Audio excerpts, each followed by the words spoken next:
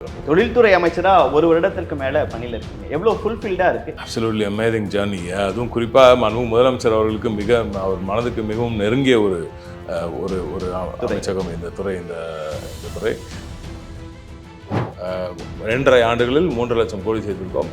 இப்போ இந்த ஒரு ஆண்டில் மட்டுமே கிட்டத்தட்ட 7 லட்சம் கோடி, ஏறத்தாழ 10 லட்சம் கோடி முதலீடுகளை முதலமைச்சர் அவர்கள் இந்த 3 ஆண்டுகளில் மட்டும் இங்கே தமிழகத்துக்கு கொண்டு. கம்பெனிஸ் இந்த வேர்ல்டு, நீங்கள் டாப் 20 கம்பெனிஸில் பார்த்தீங்கன்னா பல முக்கிய கம்பெனிஸ் ஏற்கனவே இங்கே தமிழ்நாட்டுக்கு வந்து சேர்ந்துருக்கின்றது. ஒரு முதலீடு இந்தியாவுக்குள்ளே வருதுன்னா அதற்கு முதல் மாநிலம் அவர்கள் வந்து தட்டு முதல் கதவு முதலமைச்சர் அவர்கள், தமிழ்நாடு முதலமைச்சர் அவர்களின் கதவாகத்தான் இருக்கிறது. ஆந்திராவை பொறுத்த வரைக்கும் சந்திரபாபு நாயுடு இன்று பதவியேற்றுக்கிறாரு. அவர் வந்து முதலீடுகளை ஈர்ப்பதில் வல்லவர். அந்த காலத்தில் வேறு யாரும் காம்படிஷன் இல்லை அவருக்கு. இப்போ நாங்களாம் இருக்கோம்ல, எப்படி வருவோம். ரொம்ப ஆர்வமாக தெரிஞ்சுக்கணும்னு நினைக்கிற விஷயம், இந்த வின்ஃபாஸ்ட்டை எப்படி கொண்டு வந்தீங்க? வின்ஃபாஸ்ட்டை பொறுத்த வரைக்கும் பெரிய போட்டி இருந்துச்சு. அது வந்து ஆக்சுவலாக இல்லைன்னா ஆயிடுச்சு. இல்லை நீ போய் ஒரு வாட்டி ட்ரை பண்ணிட்டு வரியா அப்படின்னு சொல்லிட்டு கேட்டார். ஆகவே அவர் சொன்ன விஷயம் தென் மாவட்டங்களுக்கு கொண்டு வரதா இருந்தால் நீ போய் ட்ரை பண்ணிட்டு பரவாயில்ல, முடிஞ்ச அளவுக்கு பேசிப்பார், ஆனால் எப்படியாவது தமிழ்நாட்டுக்கு கொண்டு வந்துரு அப்படின்னு சொல்லி தான் அனுப்பிச்சார். உங்களுக்கு தேவையான ஆலோசனைகள்லாம் நீங்கள் யார்கிட்ட சார்? முழுமையாக யூஸ் பண்ணுறது எங்களது இளம் தலைவர் அவர்கிட்ட தான். பல்வேறு தொழில்துறை மேலே அவருக்கு நிறைய ஆர்வம். அவருக்கு எல்லா துறையும் மேலே தான். அவர் வந்து he has vast knowledge. அவருக்கு எல்லா பக்கமும் அவருக்கு நாலேஜ். உங்களுடைய கனவு என்ன சார் இந்த துறை சார்ந்த? ஜாப்ஸ் தான், ஹை எண்ட் ஜாப்ஸ். டெஸ்லா தமிழ்நாட்டுக்கு வருமா? டெஸ்லா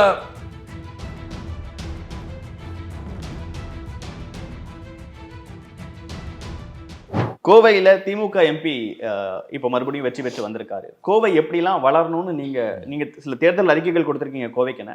இப்போ எப்படிலாம் நடக்கிறதுக்கு வாய்ப்புகள் இருக்குது சார்? என்னென்னலாம் செய்வாங்க? இது தேர்தல் பொழுது கோவை ரைசிங் என்ற ஒரு தலைப்பில் எப்படி நம்ம திராவிட நாயகன் அவர்கள் சென்னைக்காக சிங்கார சென்னையை உருவாக்கினாரோ அதை காப்பி எடுத்து தான் நாங்கள் வந்து மண்ணையில் வந்து மின்னும் மண்ணை என்று ஒரு கான்செப்ட் கொண்டு போனோம். ஸோ இது ரெண்டும் மைண்டில் இருந்துச்சு. ஸோ இதுவும் ஒரு போல் ப்ராமிஸாக கோவை ரைசிங் என்ற ஒரு டாக்குமெண்ட் ஒன்று உருவாக்கி, தேர்தல் அறிக்கை ஒன்று உருவாக்கி அதை இப்போ வெற்றி பெற்ற பிறகு நானும் நம்ம கேண்டிடேட்டும் நம்ம இப்போ எம்பியும் 2 பேரும் தலைவர் அவர்கள்கிட்ட போய் ஆசி பெறும்பொழுது அந்த கோவை ரைசிங் காப்பி கொடுத்துருக்கேன். நம்ம முதலமைச்சர் அவர்கிட்ட நானும் அவரும் சேர்ந்து கொடுத்தோம். இந்த வாக்குறுதிகள்லாம் தான் ஏற்கனவே தலைவருக்கு தெரியும், அவர்கிட்ட கேட்டு பெர்மிஷன் கேட்டு தான் வாக்குறுதிகள்லாம் வழங்கினோம். இருந்தாலும் அது டாக்குமெண்ட்டாகவே கொண்டு போய் அவர்கிட்ட கொடுத்தோம். இதெல்லாம் தான் பட்டியல். கோவைக்கு நாம் இன்னும் செய்ய வேண்டிய விஷயம். ஏற்கனவே பல விஷயங்கள் செய்திருக்கிறோம், இன்னும் செய்ய வேண்டிய விஷயங்கள் இதெல்லாம் தான். எனவே இதை நீங்கள் செய்து தர வேண்டும் என்ற அந்த கோரிக்கையும் ஏற்கனவே முதல் மீட்டிங் முதலமைச்சர் அவர்கள் சந்தித்த உடனேவே நாங்கள் அதை வைத்திருக்கிறோம். இதெல்லாம் shows the seriousness of the DMK cadre and DMK party cell, right? So ஒரு இயக்கமாக கொடுத்த வாக்குறுதிகளை நிறைவேற்ற வேண்டும் என்பதில் மிகுந்த முனைப்புடன் இருக்கும் ஒரு மாபெரும் இயக்கம் திராவிட முன்னேற்ற கழகம். அதனால்தான் முதலமைச்சர் அவர்கள் ஆட்சி கட்டில் ஏற பிறகு தொடர்ந்து பல்வேறு வாக்குறுதிகள் அவர் கொடுத்த வாக்குறுதி 70-75% முடிச்சிட்டாரு. அதை தாண்டி சொல்லாத பல திட்டங்களை, வாக்குறுதிகளை, மக்களுக்கு தேவையான பல விடயங்களை அவர் செய்து கொண்டே வருகிறார். அந்த வகையில் கோவைக்கும் நாங்கள் கொடுத்திருக்கும் அனைத்து வாக்குறுதிகளும் நிச்சயமாக நிறைவேற்றுவோம். அது எல்லாம் 5 வருஷம் தாண்டி தான் இல்லை, இம்மீடியட்டாகவே பல திட்டங்களை இப்போ கொண்டு வர சேர்க்க போகிறோம். மாண்புமிகு இளந்தலைவர் அவர்கள் நமது அமைச்சர் அவரிடம் கேட்டு கூட அந்த கிரிக்கெட் ஸ்டேடியம் ஒன்று அனௌன்ஸ் பண்ணோம். அது நாங்கள் தேர்தல் முடிந்து வந்து அவரை பார்த்த உடனே அவர் அந்த டிஸ்கஷன் ஆரம்பிச்சிட்டார். உடனே அதை பார்த்தேன், 3 இடம் இருக்குன்னு சொல்கிறாங்க. முடிஞ்சு வந்து சொன்ன உடனே அவர் கேட்டார், எங்கே முடியும் பண்ணிட்டேன்னு சொல்லிட்டு நம்ம விட்டுக்கூட டக்குன்னு உடனே கொண்டு வந்துடணும். 3 இடம் பார்த்துருக்காங்க, நீ பார்த்துட்டியா அப்படின்னு கேட்டார். என்ன இல்லைன்னா நான் இன்னும் பார்க்க முடியல, நான் இப்போ தான் வந்தேன் உங்களை பார்க்கறதுக்கு, நீங்கள் அதுக்குள்ளே விசாரிச்சிட்டிங்க. ஆமாம் கரெக்டாக அந்த 3 இடங்களும் இருக்குது. அதில் இன்னும் ஒரு அப்ரோச் ரோட்ஸ் இதெல்லாம் கால்குலேட் பண்ணிகிட்ருக்கோம். ஏன்னா நல்ல பிரம்மாண்டமான ஒரு அற்புதமான ஒரு கிரிக்கெட் ஸ்டேடியமாக அது இருக்கணும் என்று நாங்கள் நம்புகிறோம். நிச்சயமாக இளந்தலைவர் அவர்கள் அதை வெகு விரைவில் செய்து காட்டுவார். அதை தாண்டி என்னோட பர்சனல் ப்ராமிஸாக, அதாவது இந்த டிபார்ட்மெண்ட் எங்களது துறையின் சார்பாக சிப்காட் போன்ற பல வளர்ச்சி திட்டங்கள் இண்டஸ்ட்ரீஸ்க்காக கேட்டிருந்தோம். அதே போல் சிறு குறு தொழிற்சாலைகள் அதில் பல வளர்ச்சி திட்டங்கள் வர வேண்டும் என்று கேட்டிருந்தார்கள். அதை நமது மாண்புமிகு அமைச்சர் அன்பரசன் அவர்களிடமும் பேசி அதையும் கேட்டிருக்கிறோம். முதலமைச்சர் அவர்களிடமும் அதை பேசி அதை பெற்றுத்தரும் அந்த வேலையும் நாங்கள் செய்து கொண்டிருக்கோம். ஏன்னா இந்த கேப்பை, இந்த ஒரு 1.5 மாதம் கேப், இந்த தேர்தல் முடிந்து ரிசல்ட்டுக்குள்ளே இருக்க அந்த கேப்பை எங்களது பர்சனல் திட்டமிடலுக்கு அதை யூஸ் பண்ணிக்கிட்டு அந்த வேலையை செஞ்சிட்டோன்ற அந்த உறுதியை நீங்கள் இந்த இந்த நிகழ்ச்சி வாயிலாக நான் கோவை மக்களுக்கு தெரிவிக்க விரும்புகிறேன். தொழில்துறை அமைச்சரா ஒரு வருடத்திற்கு மேல பணியில இருக்கீங்க. எவ்வளவு ஃபுல்ஃபில்டா இருக்கு, என்னென்ன விஷயங்கள்லாம் செஞ்சிருக்கேன்னு நீங்க ரொம்ப சந்தோஷப்படுற விஷயங்களா என்ன? Absolutely amazing journey. அதுவும் குறிப்பாக மாண்புமிகு முதலமைச்சர் அவர்களுக்கு அவர் மனதுக்கு மிகவும் நெருங்கிய ஒரு ஒரு ஒரு அமைச்சகம் இந்த துறை. இந்த துறை அவரே பார்த்த துறை. அதுவும் இதுவரை அவர் அலங்கரித்த மேடைகளில் தமிழக முதலமைச்சராக அவர் பொறுப்பேற்று அலங்கரித்த மேடைகளில் அதிக மேடைகள் தொழில்துறையின் மேடைகள் தான். ஏனென்றால் இதன் மூலமாகத்தான் தமிழக மக்களுக்கு நிறைய வேலைவாய்ப்புகளை வழங்க முடியும் என்று முழுமையாக நம்புகிறார் மாண்புமிகு முதலமைச்சர் அவர்கள். அதுவும் குறிப்பாக நம்ம இளைஞர்கள்லாம் இன்னும் மெத்த படித்து இன்னும் அதிகம் படித்து நல்ல உயர் படிப்பை முடித்த நபர்களாக இருக்கிறார்கள். எனவே அவர்களுக்கு தேவையான, அவர்களுக்கு எது சரியாக இருக்குமோ அந்த வகையான ஜாப்ஸ் கொடுப்பதற்காகத்தான் புதிய பல திட்டங்களை, புதிய பல இண்டஸ்ட்ரீஸை இங்கே கொண்டு வரதுக்கான வேலைகளை அவர் செய்து கொண்டு இருக்கிறார். அதிலும் குறிப்பாக high level jobs, high end jobs, அது அதிக சம்பளம் கொடுக்க அந்த உயர்தர வேலைகளை இங்கே கொண்டு வந்து சேர்ப்பதற்கான பணியை செய்து கொண்டிருக்கோம். இந்த ஓராண்டில் மட்டும் ஏறத்தாழ கடந்த 3 ஆண்டுகளில் 3 லட்சம் கோடி, 2.5 ஆண்டுகளில் 3 லட்சம் கோடி செய்திருக்கோம். இப்போ இந்த ஓராண்டில் மட்டுமே கிட்டத்தட்ட 7 லட்சம் கோடி தன்னுடைய ஏறத்தாழ 10 லட்சம் கோடி முதலீடுகளை மாண்புமிகு முதலமைச்சர் அவர்கள் இந்த 3 ஆண்டுகளில் மட்டும் இங்கே தமிழகத்தில் கொண்டு வந்து முதலீட்டாளர்கள் தமிழ்நாட்டை பற்றின பார்வை அவங்களுக்கு எப்படி சார்? அதுதான், அதனால தானே வருது. இப்போ நீங்கள் பல மாநிலங்கள் போட்டிக்கு இடையே இதை நம்ம செய்திருக்கோம். அதுவும் ஒன்றிய அரசின் ஒத்துழைப்பு இல்லாத போது கூட இவ்வளவு பெரிய திட்டங்களை, மகத்தான திட்டங்களை, முக்கிய திட்டங்களை, அதுவும் சாதாரண விஷயம் கிடையாது. நீங்கள் ஜேஎல்ஆர் மாதிரி, ஜாகுவர் லேண்ட் ரோவர் மாதிரி ஒரு மிகப்பெரிய ஒரு திட்டத்தை இங்கே தமிழகத்துக்கு, அது வட தமிழகத்துக்கு, ராணிப்பேட்டைக்கு கொண்டு வருது. அதை தாண்டி வின்ஃபாஸ்ட் வந்து தூத்துக்குடிக்கு கொண்டு போய், தூத்துக்குடியில் எந்த ஒரு தொழில் வளர்ச்சி பெரிய அளவுக்கு இல்லாத போது கூட தென் மாவட்டங்களுக்கு தொழில் வளர்ச்சியை கொண்டு சேர்க்க வேண்டும் என்பதில் மிக முனைப்பாக இருக்கும் மாண்புமிகு முதலமைச்சர் அவர்கள். அவர் ஒரு ஸ்டெப் இன்னும் ரொம்ப இறங்கி நல்லா எப்படியாவது அதை பெற்றுவிட வேண்டும் என்ற அந்த எண்ணத்தோடு உறுதியாக இருந்து அதை பெற்றுக் கொடுத்தார். ஸோ அதனால பரவலாக்கப்பட்ட வளர்ச்சியில் மிகுந்த முனைப்போடு இருக்கிறார். தமிழ்நாட்டுக்கு நிறைய ஆட்டோமொபைல் இண்டஸ்ட்ரீஸ் வருது, எலக்ட்ரானிக் இண்டஸ்ட்ரீஸ் வருது, அப்படிலாம் சொல்றாங்க சார். ஐடி இண்டஸ்ட்ரீஸ் பத்தின பார்வை இன்னும் நிறைய வரணுங்கிறது இருக்கே சார்? இல்லை என்ன வரல, எவ்வளோ வந்திருக்கு சார். நீங்கள் அதுவும் R&D சைடில் பாருங்கள். ப்ளஸ் ஐடி செக்டர்லேயே ஜிசிசிஸ், எவ்வளோ ஜிசிசி வந்துட்டாங்க இப்போது. அது தவிர ஜிசிசி பாலிசி ஒன்று தனியாக கொடுத்துருக்கோம். அதுவும் இங்கே நம்ம வந்து ஹை அண்ட் ஜாப்ஸுக்கு 1 லட்ச ரூபாய்க்கு மேலே சம்பளம் கொடுத்தா அதுக்கு வந்து முதலாண்டு 30% சப்சிடியும், அப்புறம் 20%, அப்புறம் 10%, 3 ஆண்டுகளுக்கு கொடுக்கும் அந்த பேரோல் சப்சிடி இப்போ அனௌன்ஸ் பண்ணியிருக்கோம். அதன் மூலம் மிகப்பெரிய நிறுவனங்கள் எல்லாம் அங்கே வருது. இது டாப் இண்டஸ்ட்ரீஸ், டாப் கம்பெனிஸ் இந்த வேர்ல்டு. நீங்கள் டாப் 20 கம்பெனிஸில் பார்த்தீங்கன்னா பல முக்கிய கம்பெனிஸ் ஏற்கனவே இங்கே தமிழ்நாட்டுக்கு வந்து சேர்ந்துருக்குன்ற இந்த கடந்த ஒரு 3 ஆண்டுகளில். அது குறிப்பாக இந்த ஒரு ஆண்டில் மிகப்பெரிய அளவுக்கு பெரிய ஒரு வளர்ச்சி கண்டிருக்கோம். ஏன்னா இப்போ அந்த சப்சிடிஸ்லாம், புது இன்சென்டிவ்ஸ்லாம் கொடுத்தாச்சு. அதுவும் இல்லாமல் இந்த ஒரு 2 ஆண்டுகளாக எனது அறிவியல் அண்ணன் தங்கம் தென்னரசு அவர்கள் இருக்கும்பொழுது அவர்கள் அந்த ஒட்டுமொத்த தமிழகத்தை குறித்த அந்த செய்தியை வெளிநாடுகளுக்கு கொண்டு போய் சேர்க்கும் அந்த பணியை அதிகம் செய்யவில்லை முன்பு இருந்தவர்கள் எல்லாம். அதை மாண்புமிகு முதலமைச்சர் வந்த பிறகு கூட, இப்போ நான் பொறுப்பேற்ற பிறகு கூட உடனடியாக மாண்புமிகு முதலமைச்சர் அவர்கள் சிங்கை மற்றும் ஜப்பான்லாம் சென்றார். ஜப்பானுக்கு சென்று ஒரே மாதத்தில் இங்கே வந்து நம்ம வந்து ஓம்ரானோட ஃபேக்ட்ரியோட ஃபவுண்டேஷனே லே பண்ண ஆரம்பிச்சிட்டோம். அது அந்த அளவுக்கு ஸ்பீடாக ஒரு fast ease of doing business அவ்வளோ அழகாக இருக்குது. அதை தாண்டி பேஸ் ஆஃப் டூயிங் பிஸ்னஸ் வந்து ரொம்ப அதிகம் இங்கே மாண்புமிகு தமிழ்நாடு முதலமைச்சர் அவர்களின் நல்லாட்சியில். அதனால தான் இந்த வளர்ச்சியெல்லாம் நீங்கள் பார்த்துட்டு இருக்கீங்க. மிக பிரமாண்டமான வளர்ச்சி இன்னும் காத்திருக்கு. ஆந்திராவை பொறுத்த வரைக்கும் சந்திரபாபு நாயுடு இன்று பதவி ஏற்றுக்கிறாரு. அவர் வந்து முதலீடுகளை ஈர்ப்பதில் வல்லவர். அண்ட் மத்திய அரசோட சப்போர்ட் இந்த தடவை அவருக்கு கூடுதலாக இருக்குது அப்படிங்கிற விஷயங்கள்லாம் இருக்குது. அவங்களோட கம்பீட் பண்ணுறதுக்கோ இல்லை அதை விட அதிக முதலீடுகளை நம்ம ஈர்ப்பதுக்கோ என்ன விஷயங்கள்? மிக மிக மிக திறமை வாய்ந்த ஒரு முதலமைச்சர் அவர் ஏற்கனவே அவர் வந்து முதல்ல அவர் தான் டாவோஸ்க்கு இதுக்கெல்லாம் போயிருந்தார். அந்த காலத்தில் வேறு யாரும் காம்படிஷன் இல்லை அவருக்கு. இப்போ நாங்களாம் இருக்கோம்ல, எப்படி வருவோம்? நிச்சயம் மாண்புமிகு முதலமைச்சர் அவர்கள் இருக்கார். அவரோட வழிகாட்டுதலில், அவரோட ஆட்சியில் தமிழ்நாடு தான் நம்பர் 1 டெஸ்டினேஷனாக திகழ்கிறது. ஒரு முதலீடு இந்தியாவுக்குள்ளே வருதுன்னா அதற்கு முதல் மாநிலம். அவர்கள் வந்து தட்டும் முதல் கதவு மாண்புமிகு முதலமைச்சர் அவர்கள், தமிழ்நாடு முதலமைச்சர் அவர்களின் கதவாகத்தான் இருக்கிறது. அது நிச்சயமாக சஸ்டைன் ஆகும். ஏன்னா இங்கே மட்டும் தான் அந்த இன்ஃப்ராஸ்ட்ரக்சர் இருக்குது, இங்கே மட்டும் தான் அந்த ஸ்பீடு இருக்குது. இதெல்லாம் இப்போ ஆந்திரா அவங்க பிரித்த பிறகு அவங்களுக்கு புதுசாக வரதுக்கெல்லாம் டைம் ஆகும். ப்ராப்ளி அவங்க ஸ்ரீ சிட்டி இந்த மாதிரி ஒரு சில பகுதிகளில் அவங்க கொஞ்சம் ஃபோக்கஸ் பண்ணுவாங்க. புதிய இடங்களுக்கு திட்டங்களை கொண்டு வருவதற்கு முயற்சிப்பாங்க. இன்னும் அவங்களுக்கு இன்ஃப்ராஸ்ட்ரக்சர்லாம் இன்னும் பெருசாக செட் ஆகல. ஒரு பெரிய ஏர்போர்ட்டோ எதுவும் தெலுங்கானாவில் அங்கே தான் இருக்குது, ஹைதராபாத்தில் தான் இருக்குது. இவங்ககிட்ட இன்னும் பெருசாக இல்லை. ஸோ அதெல்லாம் கன்ஸ்ட்ரக்ட் பண்ணுறதுக்கு அவங்களுக்கு கொஞ்சம் டைம் ஆகும். அதை தாண்டி நம்ம அந்த pace at which we are going, அந்த பேஸ் அட் விச் நம்ம முதலமைச்சரோட இந்த அரசாங்கம் இந்த செயல்படும் இந்த பேஸ் இதை மேட்ச் பண்ணுறது அவங்களால முடியாதுன்றது தான் என்னோட நம்பிக்கை.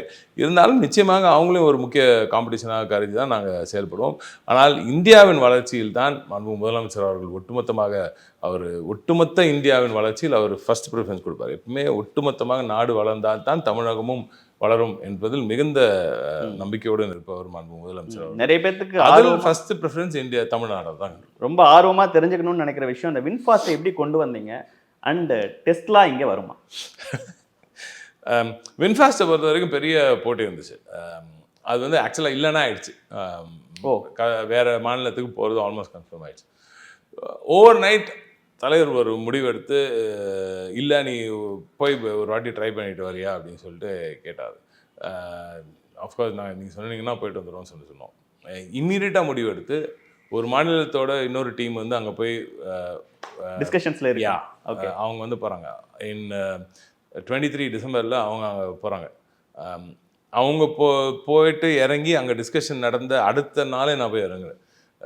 அடுத்த நாள் உடனே நான் அங்கே போய் தொடர்ந்து அவங்க முடித்த பிறகு நாங்கள் உடனே போய் அட்டாக் பண்ணி பார்க்கணும், ட்ரை பண்ணணும், விடக்கூடாது. அவங்க மீட் பண்ணதுக்கு அப்புறம் போகிறீங்க? ஆமாம், அவங்கெல்லாம் போட்டு ஆல்மோஸ்ட் சீல் பண்ணிட்டாங்க. அவங்க ஆல்மோஸ்ட் சீல் பண்ணிவிட்டு வேறு மாநிலத்துக்கு போகிறதுக்கான பணி நடந்த பிறகு பரவாயில்ல விடாத, நீ ஒரு வாட்டி ஒன் லாஸ்ட் ட்ரை பண்ணிவிடு அப்படின்னு சொல்லி சொன்னார்.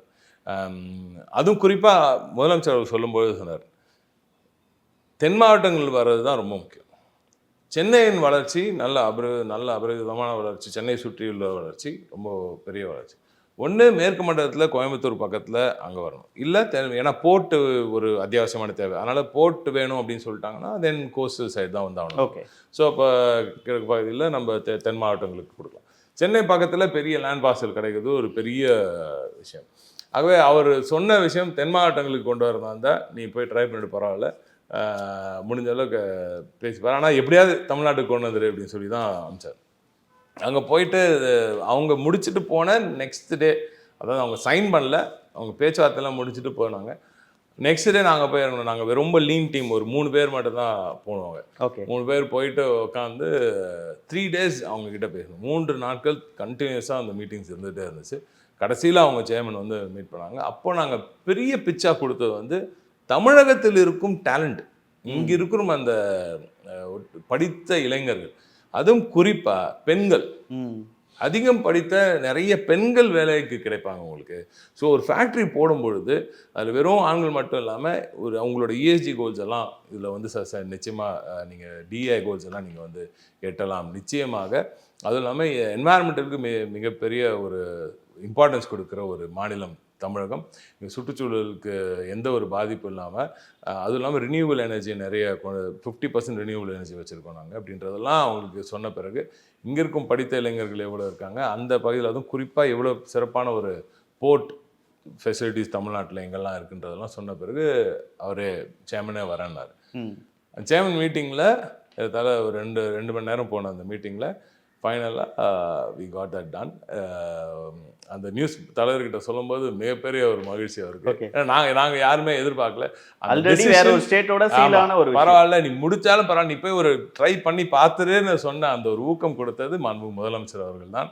அவர் கொடுத்த அந்த ஊக்கம் தான் அது ஒரு சின்ன டிசிஷன். சரி போயிடுச்சு விட்டுலான்னு உட்காரல, கடைசி நொடி வரை நீ வந்து போராடி அதை பெறுவதற்கான வேலையை செய், பரவாயில்ல அப்படின்னு சொல்லி சொன்னதுனால நாங்கள் போக முடிஞ்சது. உங்களுக்கு தேவையான ஆலோசனைகள்லாம் நீங்கள் யார்கிட்ட சார் கேட்பீங்க? சிஎம் அப்ரோச் பண்ணி எப்போயுமே உடனே விஷயங்களை கேட்பீங்களா? இல்லை வந்து தங்கம் தென்னரசு அவர்கள் முன்னாடி இந்த டிபார்ட்மெண்ட்டை பார்த்தவர், இல்லை உதயநிதி ஸ்டாலின், இல்லை அப்பாட்ட சில விஷயங்கள் பேசுவீங்களா? எப்படி சார் இருக்கும்? அப்பா கிட்ட பேசுறது ரொம்ப கம்மி. அவர்கிட்ட அவர்கிட்ட பேசுறது இன்ஃபேக்ட் நீங்கள் பார்த்தீங்கன்னா முதலமைச்சர் அவர்கிட்ட தான் நாங்கள் அடிக்கடி கேட்போம். அவர்கிட்ட ஏன்னா சிஎம்மோட டைம் கிடைக்கிறது ரொம்ப கஷ்டம், கிடைக்கிற நேரத்தை ஃபுல்லாக யூட்டிலைஸ் பண்ணும். முழுமையாக யூஸ் பண்ணுறது எங்களது இளம் தலைவர் அவர்கிட்ட தான் பல்வேறு விஷயங்களை பேசுவதற்கு ஒட்டுமொத்த தமிழகத்தின் வளர்ச்சியை குறித்து. ஏன்னா அவரும் இப்போ எல்லா பகுதிகளுக்கும் அவர் சுற்றி வருகிறார். எனவே நாங்கள் எல்லோரும் போகிறத விட எங்கள் இளந்தலைவர் அவர்கள் எல்லா பகுதிகளும் போய் அங்கே இருக்கும் வளர்ச்சிகள்லாம் பார்க்குறாரு, அங்கே இருக்கும் தேவைகளும் முழுமையாக புரிஞ்சுக்கிறார். அங்கேருந்து வரும்போது எங்ககிட்ட கூப்பிட்டு பேசுகிறார் பரம்பரை இந்த இடத்துல ஏன் இதை கொண்டு வரக்கூடாது, ஏன் நம்ம இந்த மாதிரி ஒரு திட்டத்தை இங்கே கொண்டு வரோம், இங்கே இருக்கிற ஸ்பெஷாலிட்டி இது. இப்போ தேனி பக்கத்துலலாம் பார்த்தீங்கன்னா அங்கே நிறைய ஹார்டிகல்ச்சர் இருக்குது, தொழில்துறை மேலே அவருக்கு நிறைய ஆர்வம் இருக்கு. அவருக்கு எல்லா துறையும் மேலே தான் அவர் வந்து he has vast knowledge, அவருக்கு எல்லா பக்கமும் அவருக்கு நாலேஜ் இருக்குது. ஸோ அந்த நாலேஜ் எல்லாத்தையும் அவர் கேட்கும்போது கேட்குறாரு, இதெல்லாம் ஏன் வரக்கூடாது, இந்த மாதிரிலாம் பண்ணலாம் கேட்பார், நீ இதை ட்ரை பண்ண விடாத அப்படின்னு சொல்லுவார். So on his advice also I function, yes of course. Okay, Tesla தமிழ்நாட்டுக்கு வருமா?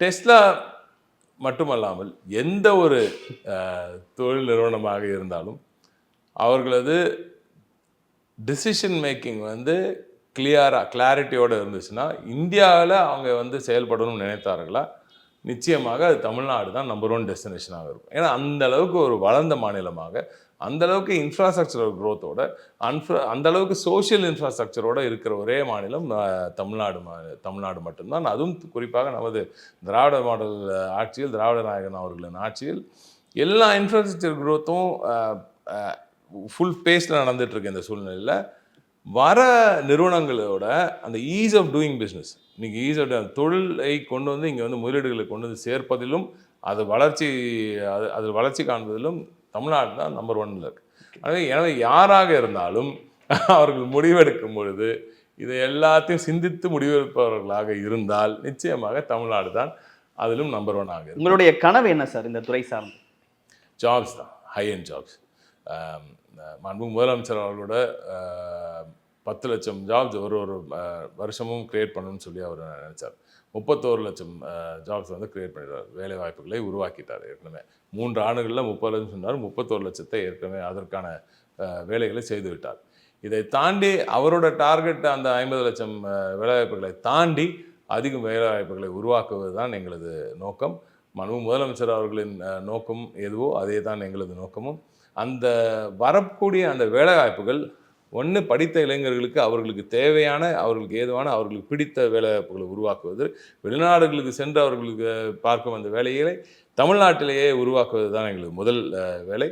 அதை தாண்டி பெண்களுக்கான வேலைவாய்ப்புகளை இன்னும் அதிகப்படுத்துவது, கிராமப்புற பெண்களுக்கான வேலைவாய்ப்புகளை இன்னும் அதிகப்படுத்துவது தான் எங்களுக்கு முக்கிய நோக்கங்களாக இருந்து வருகிறது. அதுவும் குறிப்பாக எல்லாவற்றையும் தாண்டி பரவலாக்கப்பட்ட வளர்ச்சி. ஒரே பகுதியில் வளர்ச்சி இல்லாமல் வெறும் சென்னையை சுற்றி மட்டுமேனா அது இன்னும் கன்ஜெஷன், இன்னும் அந்த இதெல்லாம் ஜாஸ்தி ஆகாமல் இன்னும் பரவலாக்கப்படும். இப்போதைக்கு நாங்கள் சென்னையை வந்து ராணிப்பேட்டை வரைக்கும் எடுத்துருக்கோம், சென்னையை சொல்லி ராணிப்பேட்டை வரைக்கும் இப்போ நம்ம ஜேஎல்ஆர்லாம் அங்கே வந்துடுச்சு. அடுத்து வந்து கோவைக்கும் சரி, அதே போல் மதுரைக்கு மிக குறிப்பாக மதுரைக்கு ஏற்கனவே இப்போ அந்த பெரிய டைட்டில் பார்க் ஒன்று அறிவிச்சிருக்கோம், அதில் பெரிய வளர்ச்சி இருக்குது. அதுக்கு பக்கத்தில் ஒரு சிப்காட் வருவதற்கான அதற்கான பணிகளும் இன்னும் மிக துரிதமாக செய்து வருகிறோம்.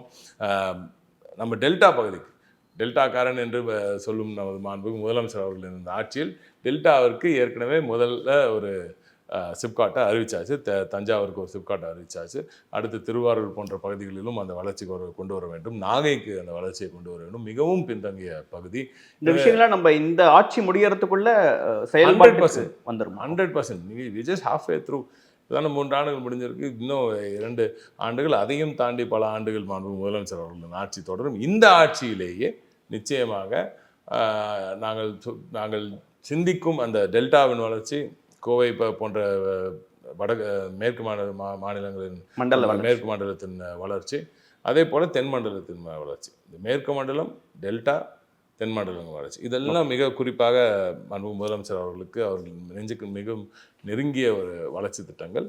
அதை தாண்டி வட தமிழ்நாட்டுக்கு அந்த சென்னை டு பெங்களூர், அந்த ஒரு என்டையர் கிருஷ்ணகிரி ஸ்ட்ரெச், இதெல்லாமே ஏற்கனவே நல்லபடியில் வளர்ந்துக்கிட்டு வருது.